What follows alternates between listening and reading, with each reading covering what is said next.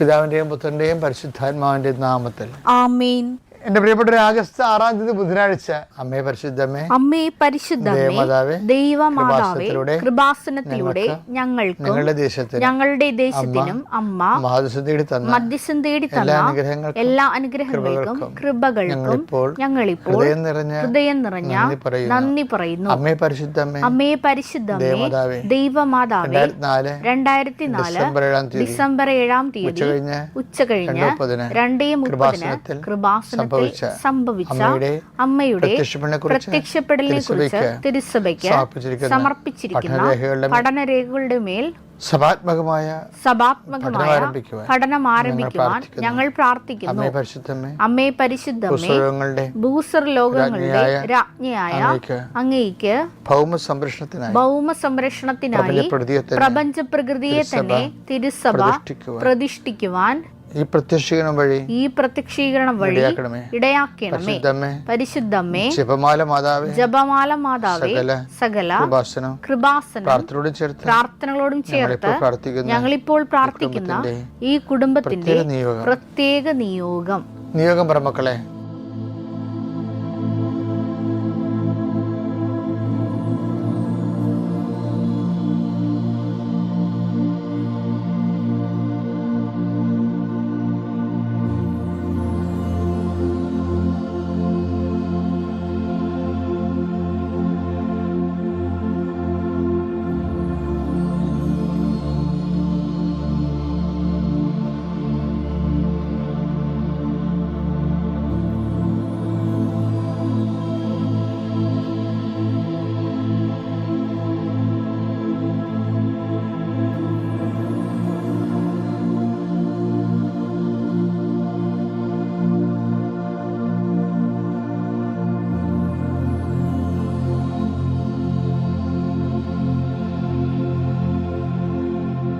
അമ്മയുടെ പ്രത്യക്ഷീകരണത്തിന്റെ ഈ അനുഗ്രഹവേളയിൽ ഞങ്ങൾക്ക് സാധിച്ചു തരുവാൻ കനിയണമേ. ആമേൻ. വിശ്വാസ പ്രമാണം. സർവശക്തനായ പിതാവും ആകാശത്തിന്റെയും ഭൂമിയുടെയും സൃഷ്ടാവുമായ ദൈവത്തിൽ ഞാൻ വിശ്വസിക്കുന്നു. അവിടുത്തെ ഏകപുത്രനും ഞങ്ങളുടെ കർത്താവുമായ ഈശോ മിശിഹായിലും ഞാൻ വിശ്വസിക്കുന്നു. ഈ പുത്രൻ പരിശുദ്ധാത്മാവിനാൽ ഗർഭസ്ഥനായി കന്യകാമറിയത്തിൽ നിന്ന് പിറന്ന് പൊന്തിയോസ് പീലാത്തോസിന്റെ കാലത്ത് പീഡകൾ സഹിച്ച് കുരിശിൽ തറയ്ക്കപ്പെട്ട് മരിച്ച് അടക്കപ്പെട്ട് പാതാളങ്ങളിൽ ഇറങ്ങി മരിച്ചവരുടെ ഇടയിൽ നിന്ന് 3-ാം നാൾ ഉയർത്ത് സ്വർഗത്തിലേക്ക് എഴുന്നള്ളി സർവശക്തിയുള്ള പിതാവായ ദൈവത്തിന്റെ വലതുഭാഗത്തിരിക്കുന്നു. അവിടെ നിന്ന് ജീവിക്കുന്നവരെയും മരിച്ചവരെയും വിധിക്കുവാൻ വരുമെന്നും ഞാൻ വിശ്വസിക്കുന്നു. പരിശുദ്ധാത്മാവിലും ഞാൻ വിശ്വസിക്കുന്നു.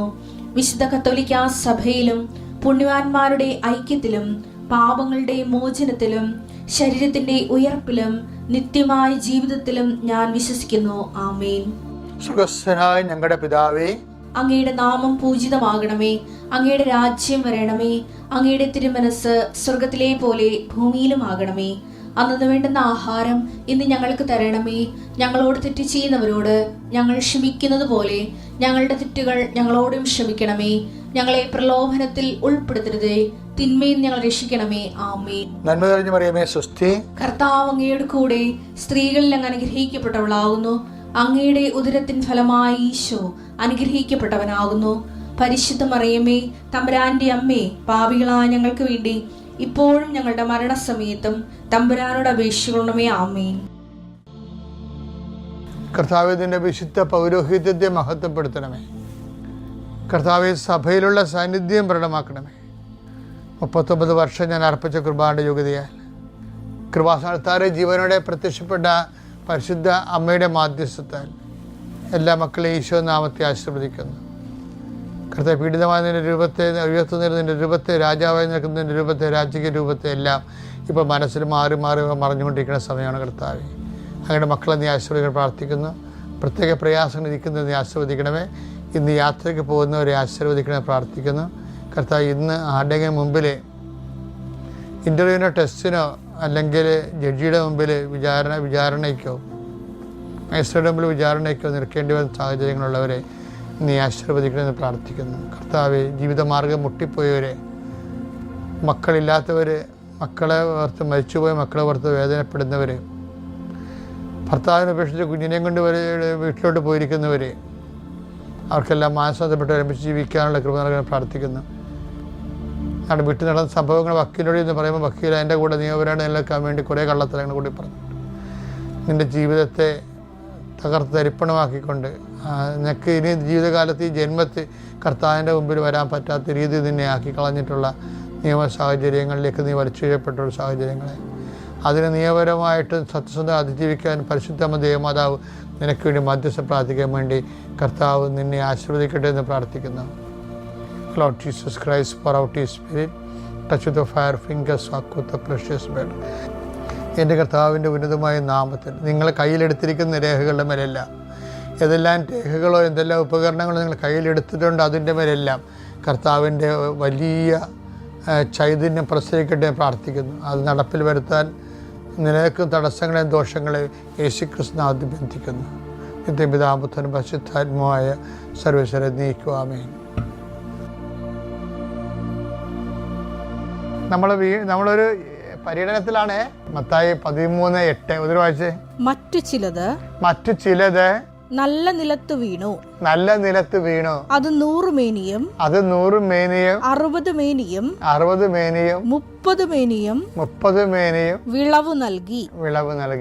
ഇപ്പൊ ഞാൻ നിങ്ങളോട് നേരത്തെ പറഞ്ഞാൽ 100 മേനി എന്ന് പറയുമ്പോൾ എന്താണ്, 30 മേനി എന്ന് പറയുമ്പോൾ എന്താണ്, 60 മേനി എന്ന് പറയുമ്പോൾ എന്താണ്? നമ്മുടെ ഇന്ത്യൻ കേരള കൺസെപ്റ്റിൽ ഒരു നെല്ല് മണി ഇട്ട 30 മണി നമുക്ക് ഞാറിലൂടെ അത് കിളുത്ത് ഞാറായി അത് കുലച്ച് വന്നു കഴിഞ്ഞാൽ നമുക്ക് 30 നെല്ല് കിട്ടിയ 30 മേനി, 60 നെല്ല് കിട്ടിയ 60 മേനി, 100 നെല്ല് കിട്ടിയ 100 മേനി. കർത്താവ് ഇന്നാണ് ഈ ഉപമ പറയണമെന്നുണ്ടെങ്കിൽ ഈ ഗൂഗിളെല്ലാം സെർച്ച് ചെയ്തിട്ടേ പറയത്തുള്ളൂ. കാര്യം എന്താ, 100 മേനി എന്ന് പറയത്തില്ല. കാര്യം എന്താ, വല്ല 300 മേനിയെന്ന് 400 മേനി എന്നൊക്കെ പറയും. എന്താ കാര്യം വെച്ച് കഴിഞ്ഞാൽ, എന്തുകൊണ്ട് അങ്ങനെ പറഞ്ഞു കഴിഞ്ഞാൽ, ചില വിത്തിന് അനന്തമായ സാധ്യതയുടെ വിളവുണ്ട്. നമ്മൾ ആദ്യ ദിവസത്ത് കണ്ടപ്പോൾ നിത്യതയിൽ വിളകുന്ന വിത്തിനെ കുറിച്ച് പറഞ്ഞില്ലേ? നിങ്ങൾ കഴിഞ്ഞ ഞായറാഴ്ചത്തൊക്കെ പോയി നോക്കിയാൽ മതി. അല്ല, ശനിയാഴ്ചത്ത് നിത്യതയിൽ വിളയുന്ന വിത്ത്. നിത്യതയിൽ മാത്രമേ അത് നമ്മളിപ്പോൾ ഭൂമി വിതക്കും ആത്മാവിൽ നിത്യതയിലാണത് കൊലക്കണത്, പാകമാകണത്. അപ്പം അതുപോലെ തന്നെ ഒരു വിത്ത് വിതക്കുമ്പോൾ 400 മേനി കിട്ടണതുണ്ട്. 100 മേനി അല്ല, 400 മേനി കിട്ടും. അതെന്താണത്? വിശ്വാസത്തിന് 30 മേനി, പ്രത്യാശയ്ക്ക് 60 മേനി, സ്നേഹത്തിന് 100 മേനി. പിന്നെ എന്താണ് 400 മേനി എന്ന് പറയുന്നത്? സമർപ്പണമാണ്. സമർപ്പണം എന്ന് പറഞ്ഞിട്ടുണ്ട്, വല്ലാത്ത സംഭവം. സമർപ്പണം എന്ന് പറഞ്ഞ് ഇന്ന് ഏറ്റവും കൂടുതൽ തേയ്മാനം സംഭവിച്ചിരിക്കുന്ന ഒരു വാക്കാണ് സമർപ്പണം. വഴിയോരത്ത് നേർച്ചപ്പെട്ടിയിലും സമർപ്പണം എന്ന് എഴുതിയിട്ടുണ്ട്. അടിമ വെക്കാൻ ചെല്ലുമ്പോൾ അവിടെ സമർപ്പണം ചെയ്തിട്ടുണ്ട്. സമർപ്പണം അതൊന്നും അല്ലായിരുന്നില്ല. സങ്കടം വരുന്നതൊക്കെ കാണുമ്പോഴേ അതായത് സമർപ്പണം അല്ലല്ലോ അതൊന്നും. അതൊക്കെ സമർപ്പണമാണ്. സമർപ്പണത്തിൻ്റെ ഏറ്റവും ലഘുരൂപങ്ങളാണ് അതൊക്കെ. സമർപ്പണം എന്ന് എന്താ മക്കളെ? ഒരു മനുഷ്യന് ഒരു കുറേ ഇറച്ചിയായിട്ട് അപ്പൻ്റെ വാക്ക് പാലിക്കാൻ വേണ്ടി വിറകെ തൂങ്ങിയ കഥയണല്ല, സംഭവമാണല്ല വചനമെന്ന് പറയുന്നത്. ആ മനുഷ്യൻ അവസാനം കഴിഞ്ഞ് അപ്പൻ എന്നെ കൈവിടുകരുത്, ഞാൻ പറഞ്ഞു പോയില്ല അപ്പ എന്ന് നിലവിളിക്കും. നിങ്ങളെല്ലാവരും എന്നെ ഉപേക്ഷിക്കും, എൻ്റെ അപ്പനോട് എനിക്ക് അപ്പൻ എന്നെ ഉപേക്ഷിക്കത്തില്ലെന്ന് പറഞ്ഞു. അതൊരു ചങ്കായിരുന്നു ശരിക്കും, അതൊരു ധൈര്യമായിരുന്നു. പക്ഷെ കുരിശിൽ അപ്പനോ മകനെ അപ്പനെ ഉപേക്ഷിക്കേണ്ടി വന്നൊരു കഥയുണ്ട്. അപ്പം മകൻ പറഞ്ഞൊരു വാക്കുണ്ട്, അതാണ് 400 മേനി എന്ന് പറയുന്നത്. എന്താണ്? എലോയ് ലമ സബക്താനി, എൻ്റെ ദൈവമേ എന്തുകൊണ്ട് നീ എന്നെ ഉപേക്ഷിച്ചു? അവനും ചോദിക്കും, നീയും ചോദിക്കാതെ ഈ ഭൂമിയിൽ നിന്ന് പോകാൻ പറ്റത്തില്ല. നീ വൃത്തിയുള്ളവനാണെങ്കിൽ ഈ ചോദ്യം ദൈവത്തോട് ചോദിച്ചിരിക്കും. ഇന്നല്ലെങ്കിൽ നാളെ ചോദിക്കണം, അതിന് ഉത്തരവ് ഉണ്ടാകുകയും ചെയ്യരുത്. അതാണ് വിശ്വാസം എന്ന് പറയുന്നത്. ഇപ്പം ഞാൻ ചില സമയത്ത് ഓർക്കുകയെ, ഞാൻ എൻ്റെ ജീവിതത്തിൽ പറഞ്ഞത്, കർത്താവേ ഞാൻ തൊണ്ട കൊണ്ടാണ് നിനക്ക് വേണ്ടി ജീവിച്ചത്. ചിലപ്പോൾ ഈ തൊണ്ടയ്ക്ക് ക്യാൻസർ വന്നാൽ ഞാൻ എന്ത് ചെയ്യും എന്ന് പറയും. അതുകൊണ്ട് ക്യാൻസർ വരത്തില്ലെന്നല്ല, ഞാൻ കർത്താവിന് എൻ്റെ തൊണ്ട സമർപ്പിക്കും ഇഷ്ടമുള്ള ചെയ്യാൻ വേണ്ടി. അതെന്താ കാരണം എന്ന് വെച്ചാൽ എന്താ കാര്യം? നമ്മൾക്ക് ഈ ഭൂമിയിൽ ഇന്ന് പിരിയുമ്പോൾ നമുക്ക് ദൈവത്തോട് ചോദിക്കാൻ പറ്റിയ ഒരു ചോദ്യമാണത്. സുന്ദരമായ ചോദ്യം, ഉത്തരം ഉണ്ടാകില്ല എന്ന് വിചാരിച്ചുകൊണ്ട് തന്നെ ചോദിക്കാൻ പറ്റിയ ചോദ്യം, അപ്പാ എന്തുകൊണ്ട് എന്നെ ഉപേക്ഷിച്ചു എന്ന്. അങ്ങനെ ചോദിക്കാതെ ദൈവത്തിൽ നീ പോകരുത്. എന്താ കാര്യം എന്നറിയാവാ? എല്ലാ ഉത്തരവും ഭൂമിയിൽ തരാനുള്ളതല്ല. ചില ഉത്തരങ്ങൾ അപ്പായടുത്ത് അടുത്തെത്തുമ്പോൾ തരാനുള്ള ഉത്തരങ്ങളാണ്. അതുകൊണ്ട് അപ്പം മിണ്ടത്തില്ല. അതിന് ഉത്തരം ഇല്ലാഞ്ഞിട്ടല്ല, അത് പറയാനുള്ള സമയമായിട്ടില്ലെന്ന് പറയും. ഇപ്പം അപ്പൻ ചെയ്യാനുള്ള കാര്യം ചെയ്യാൻ പോവുകയാണ്. അപ്പം അത് പരിശുദ്ധാത്മാവ് യേശുവിൻ്റെ ചെവി പറയും, ജീസസ് നീ ഇങ്ങോട്ട് നീ ചോദിക്കേണ്ട സമയം കഴിഞ്ഞു. ഇപ്പം ടൈം ഓഫ് ദി ഫാദറാണ്, അപ്പായുടെ സമയമാണ്, നിൻ്റെ സമയം കഴിഞ്ഞു. അപ്പോൾ നിനക്കിനി പറയാനുള്ളത് ലാസ്റ്റ് കൺക്ലൂഷൻ മാത്രമേ എഴുതി ചേർക്കാൻ പറ്റത്തുള്ളൂ. ഇനി മാറ്റർ എഴുതാൻ പറ്റത്തില്ല. Only conclusion. What is your conclusion എന്ന് ചോദിക്കും. അപ്പോഴേ ഈശോ പറയും, ഇതാണ് എൻ്റെ കൺക്ലൂഷൻ. അപ്പയെ കാണുന്നില്ല, അപ്പ ഉപേക്ഷിച്ച് എനിക്ക് തോന്നണ പോലെ എനിക്ക് തോന്നണം, പക്ഷേ I come on my spirit, that is my conclusion. എൻ്റെ ജീവിതത്തിൻ്റെ കൺക്ലൂഷൻ അതാണ്. എന്താണ്? ഞാൻ എന്നെ സമർപ്പിക്കണം. Whether you resent me or not, I don't mind. I adhere to your mind, your heart. I am your beloved son, as you said. നീ എന്നോട് പറഞ്ഞതുപോലെ ഞാൻ നിൻ്റെ പ്രിയപുത്രനായി ഈ ഭൂമിയിൽ നിന്ന് നിന്നെ മാത്രം ആശ്രയിച്ചുകൊണ്ട് ഞാൻ എല്ലാം സമർപ്പിക്കുന്നു. ഇതാണ് 400 മേനി എന്ന് പറയുന്നത്. കർത്താവ് 400 മേനി കൊയ്യണതിന് മുമ്പ് നമ്മളൊക്കെ 100 മേനി വരെ പറഞ്ഞിട്ടുള്ളല്ല. കർത്താവ് ഞാൻ എൻ്റെ പിതാവിൻ്റെ ഇടയ്ക്കിലേക്ക് പോകുന്നതിനാൽ ഇതിനേക്കാൾ വലിയ കാര്യങ്ങൾ 400 മേനിയും നിങ്ങൾ കൊയ്യും. ശ്രുതികട്ടെ. ഹല്ലേലൂയ, ഹല്ലേലൂയ, ഹല്ലേലൂയ, ഹല്ലേലൂയ, ഹല്ലേലൂയ. മഹത്വം, മഹത്വം, ആരാധന.